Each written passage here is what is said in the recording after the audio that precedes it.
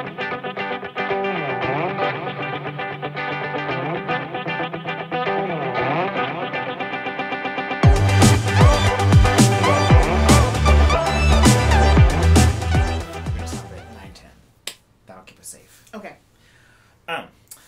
I am back with part 3 of my interview with Ngozi, and we're continuing the conversation that we started earlier, but we stopped and got some stuff to eat. So very delicious food. Very delicious from Escalators. I love y'all. I love you, Neil.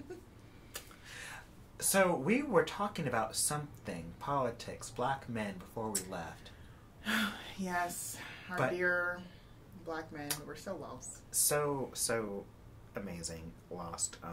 We can continue that conversation, or we were just talking about something else at the dinner table. Oh, whoa. Yes. So I feel like we've discussed, how our black men have been misguided and their disconnect from voting. So we were talking at the dinner table about people choosing to disengage from politics, which kind of follows into what we were talking about, right? Disengagement, it's not disenfranchisement, that's a whole different, disillusionment or disengagement, whatever you want to call it. Yeah, I wouldn't even call it disillusionment. Right. Because there are people who literally don't engage with it at all.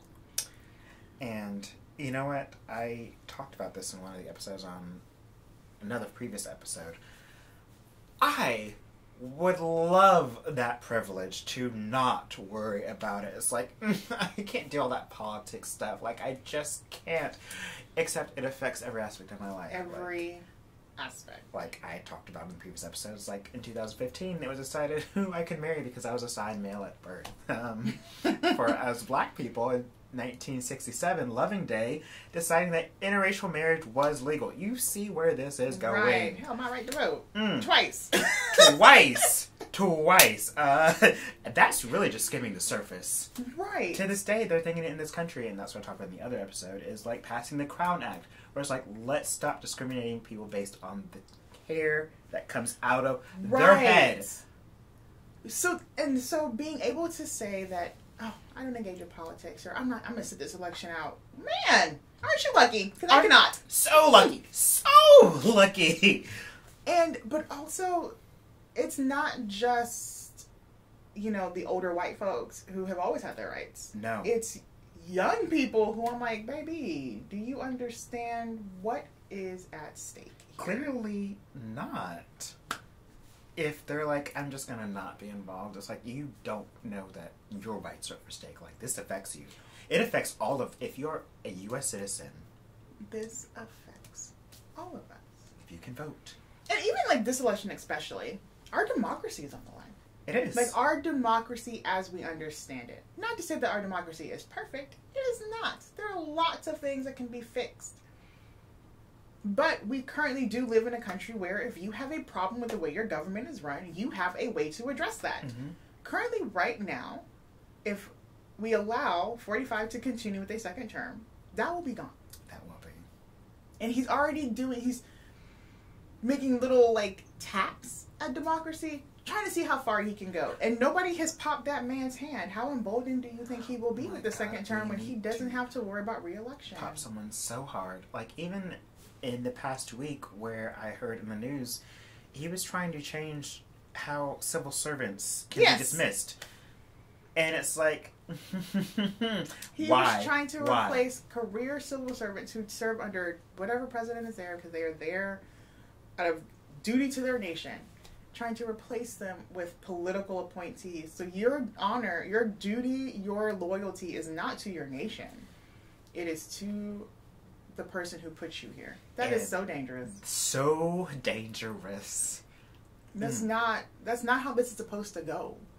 And the thing is, I know people are like, we want limited government. I think the coronavirus response has shown how important it is to have a healthy government. I think. And so here is where the actual political conversation comes in. Like, what is your definition of limited government? Yeah. Not like, hey, let's deny these people some rights. Like, it's like, oh, right. This is where I draw the line of government. Oh, this is where I draw the line of government. And you know what then comes next? Compromise. Right. And it seems as though we have the issue of, we have the culture war issue.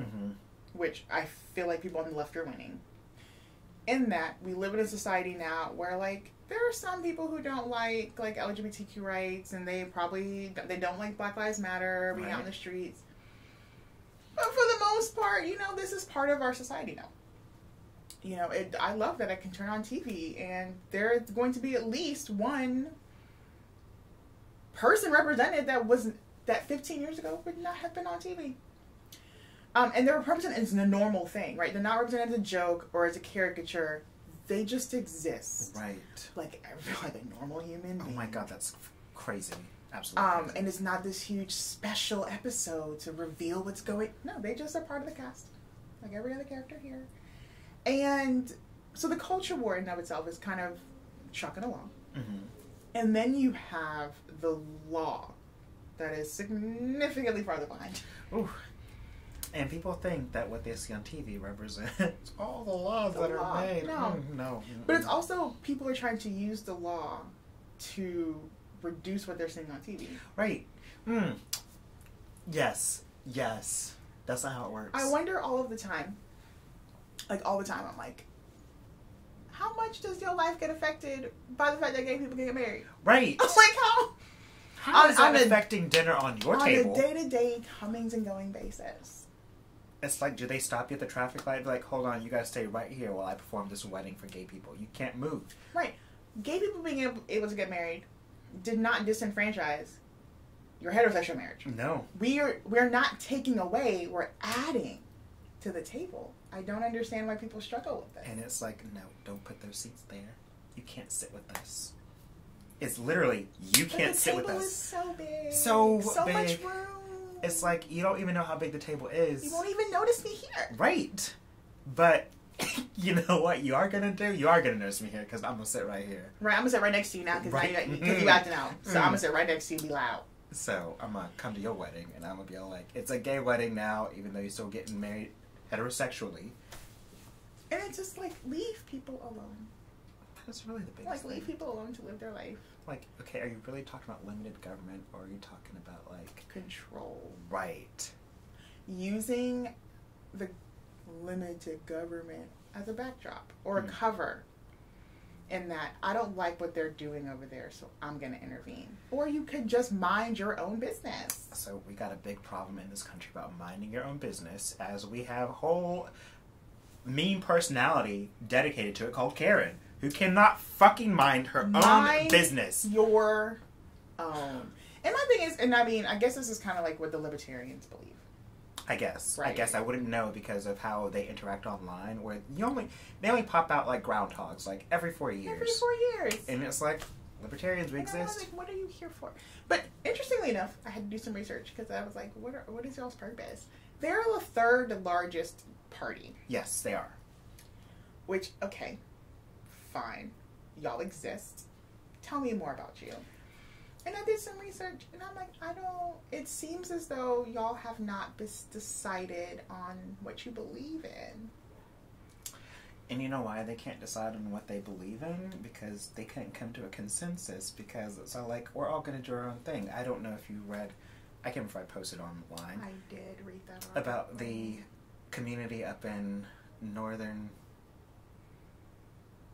America. Where's that place called? Vermont. Somewhere. One of them. I was going to say Northern Europe, but it's... far north part of the country that we all right. New England, that's what I was going for. Anyways, about how the community just fell apart because, like, well, no government, so no rules, and it's like, the bears. The bears. Well, okay, so this is my thing. Like, if you can't form a government, then and can't encourage upon rights, then how do you control issues that are outside of everyone's control? You have to team together in a coordinated effort, which takes government. There has to be a consensus of actions. Right. And that is what the government does. The government outlines the boundaries of what is allowed and what is not allowed. And then everyone can play in the sandbox, but now at least you know where the sandbox is. Right. And the idea that, no, everyone should have the right to make their own choices. But what if your choice impugns on my choice? Then what do we do? What do we do? I don't know, and I'm sure in your studies you came across this, and I can't remember where I read this, but there's the playground fence. Yes. where it's like children do better in boundaries. In boundaries. This is exactly what I was thinking about. Where it's like, all right, they don't huddle. I think you were talking about this in the last time we recorded, where you don't have a fence. They huddle together. They won't explore their environment. They will not. They feel very insecure. Mm-hmm. But the minute you put up a fence, they're fine because they know where they can go. And the thing with libertarians is, I'm like, so the idea is that the government should not be involved in anything. And I had a conversation with a libertarian in regards to the coronavirus pandemic. I walked away thinking, so you don't believe in public health. Mm-hmm. Because the role of the government, this is what I was saying, we're seeing the importance of the government. Right. Somebody has to tell you somebody has to lay down the boundaries. Yes. And so the idea is that, well, we're not going to tell people what to do at all. Obviously, that's what we're living under. Right. So we have 227,000 Americans dead.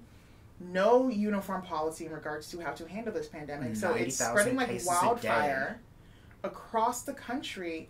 And the problem is the consequence of no response is death. You don't get a second chance at life. No, you don't. Death is real permanent. So we have a wrecked economy.